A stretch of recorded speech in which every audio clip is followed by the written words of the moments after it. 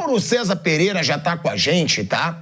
Ele tá direto aí, o Mauro César Pereira, eu falei aqui no começo do programa, ele abriu mão de um dia das férias dele para participar aqui do Bate Pronto. Seja bem-vindo, Mauro. E aí, a pergunta que eu te faço, você publicou uma coluna agora, que eu até tentei abrir, mas eu não tinha, né, o acesso ao site. Eu vi que você publicou que o Tite, ele foi demitido antes da entrevista coletiva e que o Felipe Luiz aceitou de cara, ou seja, caindo aquela versão de que o Felipe Luiz não estava aceitando.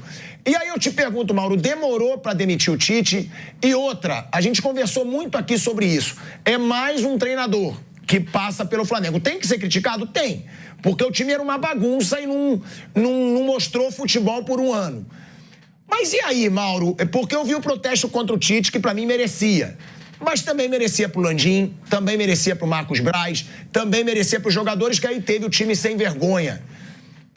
Quando que esse Flamengo vai conseguir uma estabilidade? E outra, era pro Dorival Júnior ter conseguido essa estabilidade, se fosse mantido ou não? É uma bagunça o Flamengo, eu queria que você falasse sobre tudo isso aí que tá acontecendo, Mauro. Na realidade, boa tarde a todos. O Tite ele não foi demitido antes da coletiva. A decisão da demissão foi tomada antes da coletiva. E por que eu destaquei isso? Muita gente associou a demissão como se a gota d'água, e até poderia ter sido, mas não foi, como se a gota d'água fosse a declaração dele, a resposta dele a uma das perguntas na entrevista sobre quem seria o goleiro na quarta-feira na semifinal da Copa do Brasil. Ele disse que seria Matheus Cunha, que nada mudaria, continuaria ele atuando na Copa do Brasil. Mas não, antes mesmo dele falar essa loucura, né? Essa loucura, já estava definida a sua demissão. Eu imagino, aí é mais uma conclusão, porque eu conversei com algumas pessoas, que a demissão não aconteceu ontem, porque os caras chegaram sexta-feira de madrugada ao Rio e o jogo já era domingo, muito em cima. Então deixaram, e aí o jogo em si já comprovou que realmente o Flamengo não teria como reagir. Eu falei aqui, né, na sexta-feira, na coletiva lá em Montevidéu, o Tite era a cara da derrota, o abatimento dele era um negócio muito evidente. Aí você olha para a pessoa ali e fala, cara, difícil esse cara reagir nesse momento. Ele estava muito, muito, muito derrotado, muito abatido. Muito mesmo. Então, acabaram decidindo. E tem uma versão aí de que o Felipe Luiz não queria. A informação que uma pessoa de lá de dentro do clube passou foi que ele topou na hora. E não me surpreende nem um pouco. Acho que é meio pueril essa historinha de que não, o cara não queria esperar um outro momento. Futebol não tem esse negócio não, meu irmão. Pintou o cavalo selado na frente, o cargo que o outro que está saindo, todo mundo quer. Todo mundo quer. Na teoria, é muito bonito esperar, começar. Também acho que para ele, analisando friamente, não é o melhor momento. Ele vai correr um risco também. Mas o risco maior é do Flamengo, né?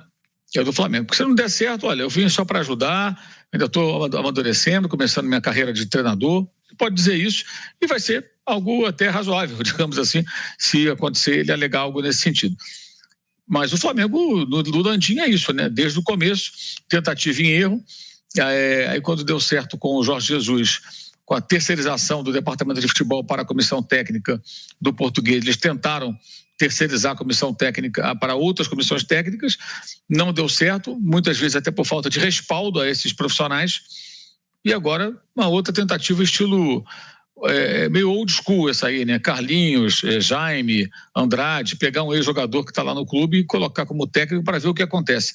Zero planejamento, nunca houve planejamento nenhum, nunca houve projeto esportivo, há muita permissividade, muita tolerância com coisas absurdas que acontecem e agora o Flamengo vai tentar um choque aí com a chegada do Felipe Luiz. A minha grande dúvida é se ele será um técnico que vai escalar o que ele tem de melhor no momento, ou se ele vai ser um técnico parça, agarrado aos antigos colegas que com ele trabalharam nos tempos de jogador, porque não faz muito tempo, né? Ele parou de jogar há menos de um ano. Como é que vai ser o Felipe Luiz? Realmente não sei. O que está claro, isso aí o sinal foi dado para ele, se é que ele tinha alguma dúvida, que o Gabriel, toda aquela discussão que você puxou semana passada do Gabriel, isso não existe. O Gabriel é uma figura nula, mais de 2 horas em campo nesses 2 jogos, somando o tempo dele, não queria uma minutagem, nada acontece. Aliás, aconteceu, ele perdeu a chance na jogada do Matheus Gonçalves quando poderia decretar a vitória e a possível sobrevivência do time da Libertadores lá em Montevidéu. Final do jogo. Era só ele desviar a bola do goleiro, não conseguiu, furou. Ele furou. E ontem, uma figura apagada novamente, não consegue participar do jogo. O sinal está dado. Vejamos se ele vai se agarrar ao passado e insistir em botar Gabriel, Bruno Henrique, Arrascaeta, todo mundo junto, Gerson, né? O quarteto remanescente, ou você vai escolher o que for melhor para o Flamengo. Essa dúvida eu vou carregar até o momento da escalação. Agora, é uma situação, né, Mauro, que realmente eu concordo com você. O Felipe Luiz era um dos melhores amigos do Gabigol no elenco do Flamengo. Sempre foi. Gabigol postava com ele o tempo todo, ele participava de entrevista com o Gabigol. Isso é verdade. Eu concordo com o Mauro. Eu acho que o Felipe Luiz vai chegar e vai ter um pouco do lado parça. O Mauro disse que é dúvida. Eu tenho quase certeza que vai ter.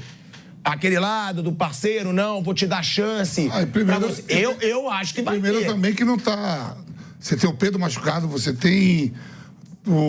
A maioria tudo machucado dos atacantes. O Cebolinha... Pedro, o Michael, mas o Michel já tá voltando. O Araújo, todo mundo. Então não tem tantas opções para dizer assim, não estou escalando porque ele é meu passa. Porque não tem muitas opções hoje. Ou seja, você acha que ele vai poder botar o passa, no caso, o Gabigol, mas tem justificativa. Gente, eu prefiro ele que o Carlinhos. Pronto. Se tivesse todo mundo inteiro, aí a gente ia perceber. Mas nesse momento não tem. O Carlinhos não pode jogar a Copa do Brasil. O Carlinhos não joga a Copa do Brasil. Ainda tem isso. Eu acho que o Gabigol vai ser titular quarta-feira. Também acho. Eu acho que ele vai jogar. Por essa questão.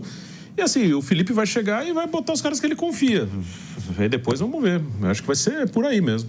Acho que a princípio ele vai colocar os caras que ele conhece mais. Ele é interino, ele não vai ser fixado, é isso? Por enquanto é isso, né? Por enquanto ele é interino. Até porque vai ter o presidente. Eu acho também que é por causa da eleição, né? Tem a eleição também. Aí eu acho que o Felipe Luiz vai ficar até dezembro e depois para ver o que a nova diretoria vai querer ou a chapa do Rodolfo Landim. Ô Mauro, eu li aqui um negócio até no início do programa que eu concordei muito. A gente vai para um break antes na Rádio Jovem Pan, seguimos no YouTube. E é o seguinte, tá? Eu nem sei se quem postou quem foi o autor, mas que eu concordei muito, porque me mandaram aqui. E aí eu te pergunto se você concorda. Que tá escrito o seguinte: Tite não caiu porque fazia só um trabalho sem desempenho. Caiu porque no fim de semana tem eleição municipal no Rio de Janeiro. Caiu porque precisaram adiar o lançamento da candidatura do Dunche, que é o homem forte do Landim, onde o Landim vai ser CEO, porque o clube não saía da draga. Para eles é nada pelo Flamengo, tudo do Flamengo. Você concorda que pode ter a ver, Mauro, esse momento eleitoral no Flamengo, fora do Flamengo? Porque é uma pressão diferente, óbvio. Rodolfo Landim, Marcos Braz, Bruno Spindel, eles querem eleger a chapa deles, óbvio. E eles vêm de um ano de fracasso, de vexame, na verdade, porque 2023 foi um vexame e pode estar caminhando para 2024 ser outro. Se conquistar a Copa do Brasil, não vai ser um vexame, mas a Libertadores foi uma vergonha. E o brasileiro que o Flamengo praticamente tinha abdicado para focar nos mata-matas. Você concorda com isso, Mauro? Você acha que essa atitude agora pode ter a ver com esse período eleitoral no Flamengo? Thiago, eu não posso ficar comentando em cima de uma postagem que eu não sei nem quem é o autor, né? É muito fácil um cara anônimo falar essas coisas. Agora, eu não sou irresponsável como jornalista de falar, foi por isso, foi por aquilo. É claro que eles têm interesses eleitorais, isso aí qualquer criança sabe. Eleição de vereador, eleição para presidente do clube. Agora, se foi por isso, poderiam ter feito até há mais tempo, né? Até há mais tempo. Poderiam, assim, demitir o Tite no avião, voltando ao Brasil, no desembarque, para criar mais impacto, já começar com outro técnico ontem. Então, eu não sei, eu não tenho essa informação, não posso falar em cima de hipóteses, seria irresponsabilidade minha. Agora, tudo é possível. O fato é o seguinte, saiu o Tite e eles têm preocupações, claro que tem. Isso aí não é preciso, isso não é opinião, isso é a constatação do óbvio. Eles têm interesses eleitorais, os dois, né? O dirigente quer ser vereador e o outro quer eleger seu candidato. E o desempenho do time de futebol pode não, impacta, né? Nas urnas, inegavelmente. Então, é uma tentativa desesperada em todos os sentidos, mas também de salvar o ano, né? Porque é claro que eles querem conquistar alguma coisa, não querem passar o ano em branco. Só que é tudo tentativa e erro. O Landim, em 6 anos, nunca teve projeto esportivo. Nunca. Sempre foi tentativa e erro. E aí, como eu falei, a partir do momento que deu certo com o Jorge Jesus, a terceirização do futebol para o técnico da vez, mas muitas vezes sem o respaldo necessário para que ele fizesse aquilo que tem que fazer. Para mim, o maior exemplo disso é o Vitor Pereira, que o pessoal aqui do Brasil esculacha, até alguns colegas da imprensa falam. Gente, ele foi 4º colocado do campeonato com o Corinthians, com esse Corinthians aí que vem há algum tempo se arrastando, né? Perdeu nos pênaltis a Copa do Brasil, eliminou o Boca na Libertadores com o time todo esfacelado na Bomboneira, conseguiu eliminar. Não foi ruim, não. E no Flamengo, ele é demitido depois de um 4-1, em que os maiores responsáveis estavam em campo. E todos continuaram lá, inclusive o atual técnico que estava no elenco. Né? O novo estava naqueles 4-1. E já deram declarações depois, o próprio Felipe Luiz, sobre Paulo Souza, que o pessoal não jogava por ele, não curtia muito, ele e o Diego conversavam e tal. É isso. Eles continuam. Agora, além dos jogadores continuarem lá encastelados, aqueles que estão há um tempão, joguem bem ou joguem mal, faz exames de antidoping quando quer, né? Discute com o dirigente do vestiário, o outro perde a Libertadores, aparece dançando, bailando na televisão, comendo torta, bolo, sei lá que diabo é aquilo. E tudo isso acontece. Nunca está em forma, né? Nunca está em forma, mas está tudo bem, intocável, mas nunca está em forma. Que diabo não consegue ficar em forma? De quem é a responsabilidade? Isso vai se arrastando há anos. E agora um deles vai ser o técnico do time. Só falta chamar o Diego Ribas para ficar como dirigente, para completar a panela. Mauro, eu vou só te interromper rapidinho, que a gente vai voltar aqui para a Rádio Jovem Pan em 2 segundos. De volta, hein? De volta à Rádio Jovem Pan, agora na rádio e no YouTube. Mauro, não vou interromper teu pensamento, pode concluir. Mauro? Bom, esses caras nunca são questionados, essa é a questão. Vamos pensar aqui, o Arrascaeta não tem condição física ideal há quanto tempo? Há uns 2 anos que ele está nesse vai e vem. Aí amanhã chega um técnico, não vai ser o Felipe Luiz, creio eu. E o cara chega e fala assim, não vou escalar a Arrascaeta, que ele está abaixo, vou botar o fulano de tal. Barrou a Arrascaeta, que absurdo. Que Arrascaeta que ele está barrando? Aquele que jogou pra caramba antes ou esse que se arrasta? Mas não importa, as pessoas olham para a grife. Então é difícil. Para qualquer treinador, vai ser sempre difícil. E agora o Felipe Luiz vai sentir na pele, porque não adianta ele colocar os passas dele, como é provável que aconteça, se eles não renderem em campo. E essa questão do rendimento não está ligada especificamente ao técnico em questão, o técnico da vez. O Gabriel não consegue jogar porque não consegue jogar com técnico nenhum. São 3, já que passaram, ele não jogou nada. E o mesmo vale para o Arrascaeta, sempre com altos e baixos, mais baixos do que altos, e momentos de lampejo, o que é muito pouco. É muito pouco. E o Flamengo vira refém, porque quando tira do time, é uma gritaria. Ao imaginário, uma ilusão coletiva das pessoas que acham que num passo de mágica tudo vai dar certo. Mas não dá. Aliás, vou repetir o que eu falei semana passada. Se jogar quarta-feira o Gabriel e fizer um gol, não é mais que obrigação dele. Ele está devendo ao Flamengo. Ele não faz nada pelo Flamengo em campo, não dá retorno técnico nenhum há 2 anos praticamente. Se tivesse feito gol em Montevidéu desviando a bola do goleiro, não teria feito nada além da sua obrigação. Ele entrou em campo para quê? Para assistir o jogo? Ou para fazer gol? Aí não faz. Quando fizer, viu, ele fez, Pô, finalmente, hein? Esses caras são intocáveis. Quero ver como é que o Felipe Luiz vai lidar com isso. Se ele vai pensar na brodagem ou se ele vai pensar no trabalho dele e no bem do clube. Isso é uma pergunta, né, que o Mauro não estava no debate e que eu queria jogar para o Mauro. Porque, Mauro, eu não achei, e muitos discordam de mim, o trabalho do Tite bom na seleção brasileira. Eu não achei. E agora ele teve 1 ano de trabalho no Flamengo e foi muito mal. Não só o desempenho numérico, não, que a gente já trouxe aqui. Dentro de campo, time ruim, time desorganizado, time sem criar, sempre a mesma coisa, jogando bola na área. Defesa ruim. O Flamengo sofreu muitos gols com o Tite, perdeu muito. Aí a pergunta que eu te faço, Mauro, o Tite, esse período na seleção brasileira, pode ter tirado um pouco desse dia a dia do Tite como treinador? Porque é o primeiro trabalho do Tite pós-seleção. E é muito ruim. Você acha que o Tite agora vai ter que se reinventar como treinador de clube ou não? Você acha que ele é o mesmo treinador? Não, claro que ele vai ter que se reinventar, né? Ele vai passar por uma nova fase de tentar dar a volta por cima. Lá no Rio Grande do Sul se comenta muito de um possível interesse do Grêmio na sua contratação para o ano que vem. Talvez seja até o cenário ideal para ele, né? Foi o primeiro clube onde ele se destacou nacionalmente, em 2001. Então, acho que ele vai ter que fazer escalar a montanha de novo, né? Isso é natural que assim seja, porque ele ficou aquém na seleção e ficou aquém no Flamengo. Deixou a desejar nos seus últimos trabalhos. E os trabalhos foram só em 2 Copas do Mundo e depois com o principal, mais caro elenco da América do Sul. Ou seja, ele tinha condições de fazer melhor? Óbvio que sim, mas não fez. Mas você acha que esse período da seleção pode ter piorado ele, Mauro? Você acha que técnico em seleção, ele piora porque ele não tem esse trabalho diário? Depende muito do técnico, depende muito do profissional. Não existe uma regra para isso. Não sei, não posso afirmar, se for para a seleção volta pior. Na verdade, assim, muita coisa aconteceu no futebol brasileiro durante o período que ele esteve afastado dos clubes, né? Ele saiu em 16 para entrar na seleção. Aí você vê, em 17 o Carille foi campeão brasileiro, nada novo.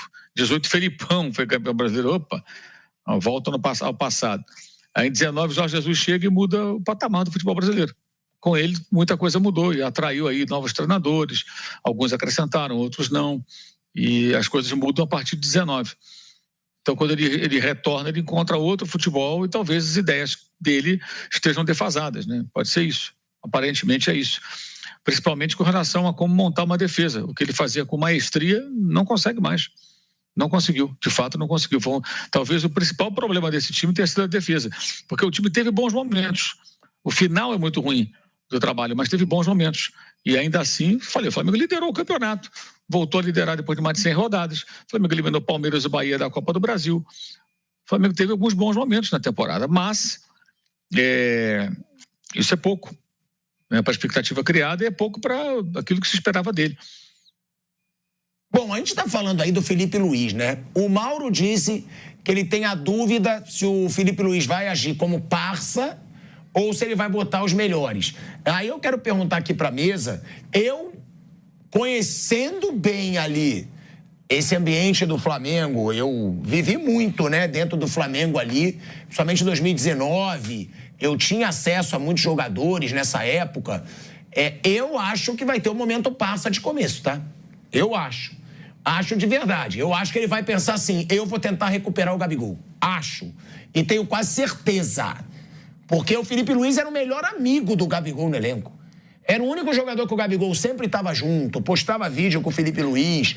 Concordo com o Mauro. É difícil você acreditar no Gabigol hoje em dia. Só que o Vamp já trouxe aqui a ideia que o Felipe Luiz já pode trazer de cara. Gente, eu não tenho quem colocar, não. Mas se você falar o momento passa, que não você está falando o momento passa, é o seguinte, o Gerson está jogando mal, foi um campeão junto, né? O Gerson está carregando o Flamengo nas costas. Está jogando bem. O Bruno Henrique foi campeão também junto com ele.